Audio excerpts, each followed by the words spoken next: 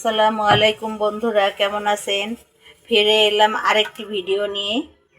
আজকে রান্না করব আমি ডাটা দিয়ে, কাঁঠালের বিচি দিয়ে এবং চিংড়ি মাছ ভাজি করব। তো আমি এখানে ডাটা এবং একটা ছোট আলু কুচি কুচি করে কেটে নিয়েছি। এখানে নিয়েছি আমি কাঁঠাল বিচি ছোট ছোট করে কুচি কুচি করে কেটে। এখন চুলায় আমি কড়াই বসিয়ে দিয়েছি, দিয়ে দেবো পরিমাণ মতো তেল।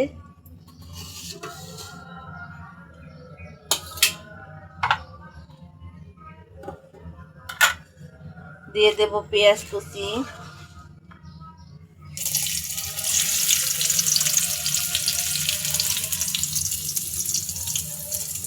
দিয়ে দিচ্ছি কাঁচামরিচ কুচি, দিয়ে দিচ্ছি। এখন আমি পেঁয়াজ এবং কাঁচামরিচটাকে সুন্দর করে ভেজে নেব।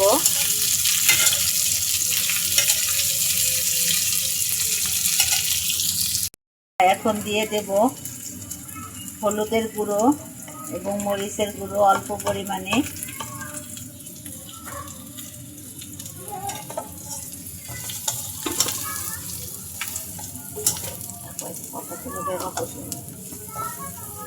দিয়ে দিচ্ছি চিংড়ি মাছ,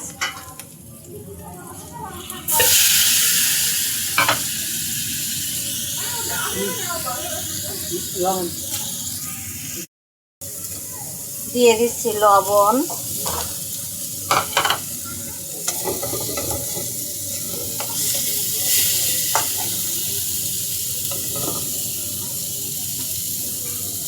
বন্ধুরা এবার আমি দিয়ে দিচ্ছি ভাজিগুলো।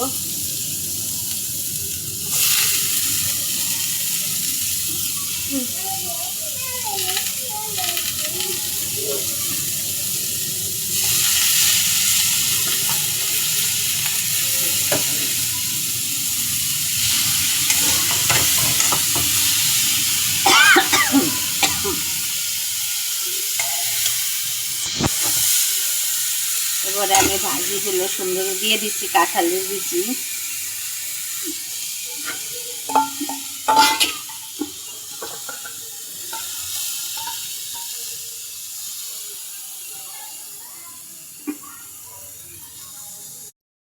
বন্ধুরা এবার আমি ঢেকে দেব। ভাজিটাকে আমি বন্ধুরা কিছু সময়ের জন্য ঢেকে দেব। ফিরে আসছি আমি অল্প কিছুক্ষণ পরে।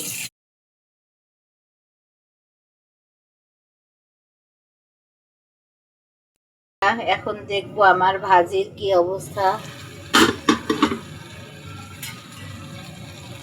আমি ভাজিটাকে এখন নেড়ে দিচ্ছি।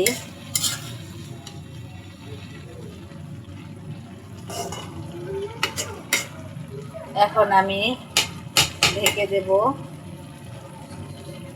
এবার আমি কিছুক্ষণের জন্য আবার ঢেকে দিচ্ছি। ফিরে আসছি অল্প। বন্ধুরা দেখুন আমার ভাজিটা প্রায় হয়ে গিয়েছে। ঝোলটা আমি আরেকটু টানিয়ে নেব। এখন দিয়ে দিচ্ছি আমি সামান্য জিরা গুঁড়ো,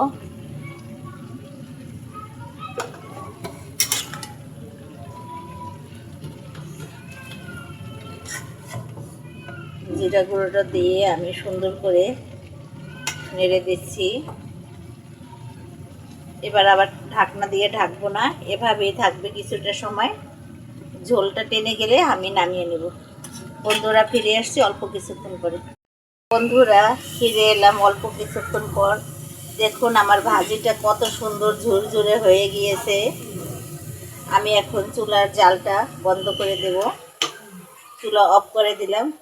বন্ধুরা হয়ে গেল আমার ডাটা, আলু এবং কাঁঠাল বিচি দিয়ে সুন্দর ঝুরঝুরে এবং সাথে চিংড়ি মাছ দিয়ে ভাজি। তো আমার এই রেসিপিটি আপনাদের কাছে কেমন লেগেছে সবাই জানাবেন। যদি ভালো লেগে থাকে তাহলে জানাবেন, যদি খারাপ লেগে থাকে তাহলেও সেটা আমাকে কমেন্টস করে জানাবেন। আপনাদের কমেন্টসগুলো আমার কাছে খুব ভালো লাগে, নতুন ভিডিও তৈরিতে উৎসাহিত করে। তো বন্ধুরা আমাকে সবাই সাবস্ক্রাইব করে দেবেন এবং লাইক দিয়ে পাশে থাকবেন। সবাইকে শুভেচ্ছা জানিয়ে বিদায় নিচ্ছি। আল্লাহ হাফেজ।